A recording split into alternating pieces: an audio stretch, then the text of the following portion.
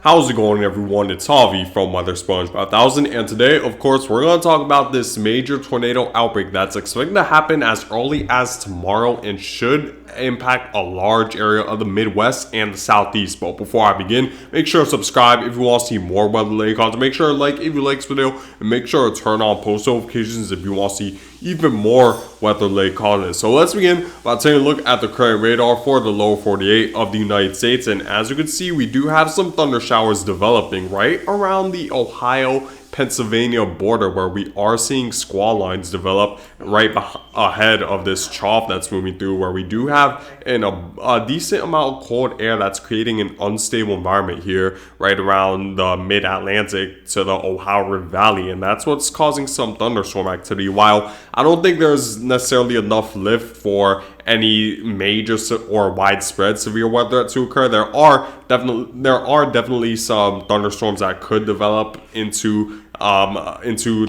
be categorized as being severe. However, I don't really think that it's going to be very widespread because the amount of unstable air there just isn't enough unstable air in the atmosphere right around the Ohio River Valley. So as a result, I don't think there's going to be a widespread severe weather threat, but you still need to watch out for heavy rain, potentially flash flooding in some areas, and you could maybe see some damaging winds associated with some of these thunderstorms. So make sure to watch out for that. Even if it's not necessarily considered severe, 40-mile-per-hour wind gusts are still possible embedded in one of these thunderstorms, and they don't need to be categorized as being severe. So make sure to keep that in mind throughout the mid-Atlantic, the Ohio River Valley for tonight. But of course, the thunderstorm threat should subside as the night goes on, of course, as the air begins to stabilize. So it isn't going to be anything major to worry about. However, if we were to take a look further west, where we do have this trough right around the Colorado to Wyoming area, and we are seeing some snow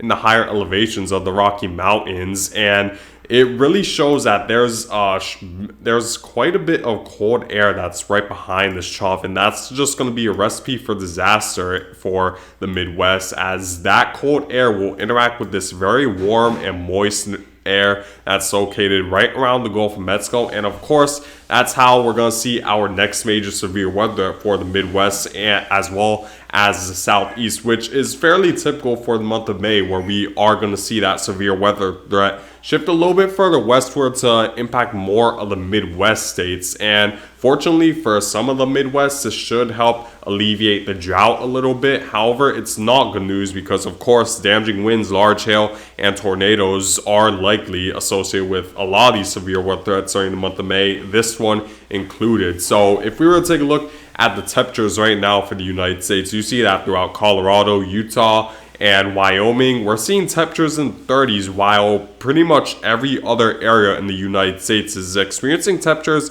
well over 50 at the very least. And so you see that this cold swath that you see here is going to move eastward, and as it does so, look at the temperatures located right around the Gulf of Mexico states. And keep in mind, these temperatures are recorded as of 8 p.m. Eastern Standard Time. So these aren't even the highest temperatures the Southeast will experience during the daytime. So the temperatures will be higher than that, and it's going to interact with the very cool air mass with temperatures that will primarily be right around the 50s, which will create a very unstable environment for the Midwest for our next major severe weather threat to occur. And we are seeing just enough of a cold air dip throughout the Great Lakes, where we're seeing just enough instability right around the Northeast, where we do see temperatures in the 60s compared to the temperatures just to the west of that, where we're seeing temperatures in the 40s. So as though we are seeing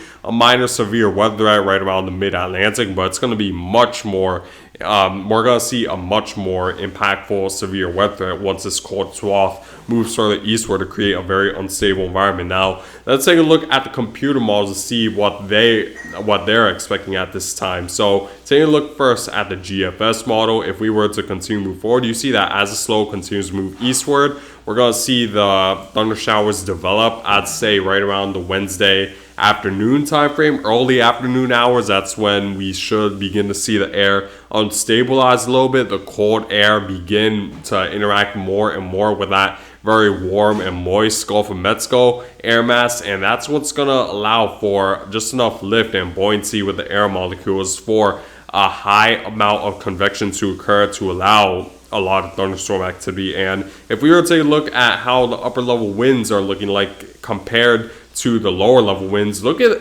how much the wind direction changes with height. This is definitely extremely concerning because we don't want to see a strong change in wind direction with height, because that's what's known as wind shear, and a stronger amount of wind shear is what enhances a tornado risk. And it seems likely we're going to experience a widespread tornado outbreak for the Midwest thanks to how strong the wind shear will be when you compare the wind direction with height, and even the wind speed does change quite a bit with height as well. So I'd say a tornado threat is extremely likely. We're seeing thunderstorms extend throughout Kansas, Oklahoma, Missouri, as well as portions of Texas and Arkansas could get involved with some severe weather where damaging winds are likely, large hail, like I said, and tornadoes are certainly likely associated with these thunderstorms. So that's definitely something to keep in mind. And even if we were to move on to the Friday timeframe, we're going to see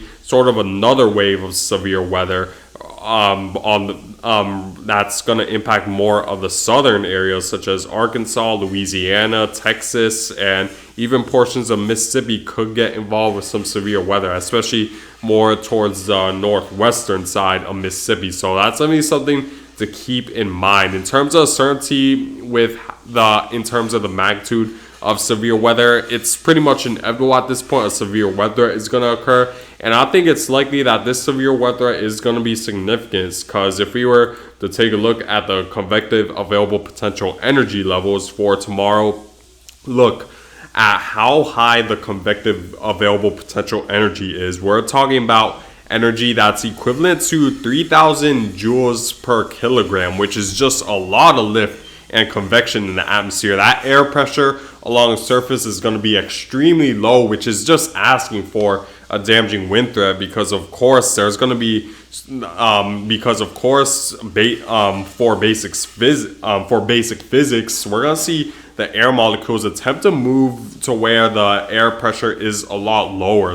And that's going to be located right around the southeast and the Midwest, where we're going to see just a lot of lift in the atmosphere as a result of how much convective available potential energy there is. And you see that we're going to continue to see that even into the Thursday time frame, where you see that this extends to Arkansas eventually, Louisiana, and this continues on for southern Texas, and we even see that extend further eastward into Alabama and Georgia. So the severe weather might not necessarily be done even if this low pressure system passes just east of the Mississippi River Valley, as we could see those severe thunderstorms extend eastward as well. But with convective available potential energy levels that high, I could almost guarantee you that we're going to see large hail associated with a lot of these thunderstorms, because of course with updraft so strong, that's going to force the rain droplets move further aloft into the atmosphere. And of course,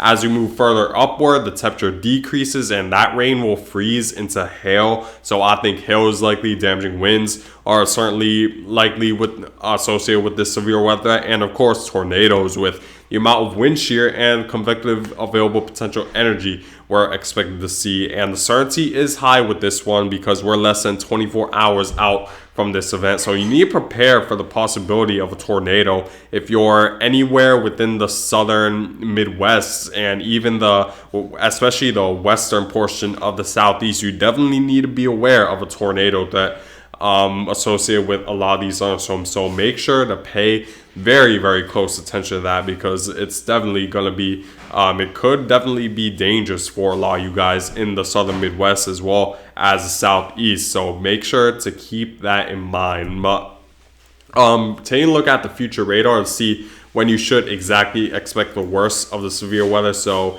if I were to show you guys, this is how, as for thunderstorms right around the mid-Atlantic and the Ohio Valley, we're going to see those squalls begin to move further eastward. But like I said, the thunderstorm threat should subside as the air begins to stabilize. So it's not going to be much of a worry, but pay attention closer further westward, right around Wyoming, we do see that trough pretty much spiraling around the Colorado area, and we will begin to see the thunderstorms develop as early as Wednesday morning, where we do see a large squall line develop right around Oklahoma and the northern portion of Texas and the southern portion of Kansas, where we do see a very elongated line of severe thunderstorms develop, and we continue to see this into the afternoon hours. Another wave develops right around the Wednesday afternoon time frame, where it affects Oklahoma with damaging winds, large hail associated with a lot of these thunderstorms, and strong tornadoes are likely as well. And extending into Thursday, we see another wave develop right around Texas and Oklahoma by around the noontime on Thursday. So make sure to keep that in mind. And we see those thunderstorms extend further southward, extending almost as south as Shreveport, Louisiana, by the Thursday night time frame. So make sure to keep that in mind for the next couple of days right around the southern Midwest and the Southeast. Now, taking a look at the severe weather threat for day 3, you see that we're seeing the worst of severe weather and enhanced risk right around Arkansas, Missouri, Louisiana, Texas, as it's likely you will experience a major severe weather threat. And extending and into tomorrow, you see that for Texas, we're seeing the severe weather, and Oklahoma, we're seeing an extreme amount of severe weather and enhanced risk at least. And you see that this is over a relatively large area, so make sure to keep that in mind right at Dallas's doorstep. So there's definitely a possibility of damaging winds, large hail, tornadoes, so pay close attention to that as a severe weather threat is likely. And this is my forecast when it comes to the area where the worst of severe weather should impact the United States, and I'm expecting the worst of the severe weather to mainly impact areas like Oklahoma, Arkansas, the southern portion of Missouri, and maybe as far north as Illinois could get involved with some major severe thunderstorms as well. The northwestern portion of Mississippi and Louisiana should expect a major, significant severe weather threats. Large tornado outbreak is likely, large hail, damaging winds. So make sure to keep that in mind. And flash flooding could be an issue in some of these thunderstorms. And like I said, you don't need necessarily a ton of total accumulated rainfall for a major flash flood threat to occur, as it only takes a fast amount of rainfall rain to fall at a fast rate for a flash flooding threat to occur. So make sure to keep that in mind throughout the southern Midwest for the next 2 days, as this should be an extremely significant severe weather outbreak. But anyways, guys, I thank you guys for watching. Make sure to subscribe if you want to see more weather related content. Make sure to like if you like this video. Make sure to turn on post notifications if you want to see even more weather related content. And I hope you guys have a great day.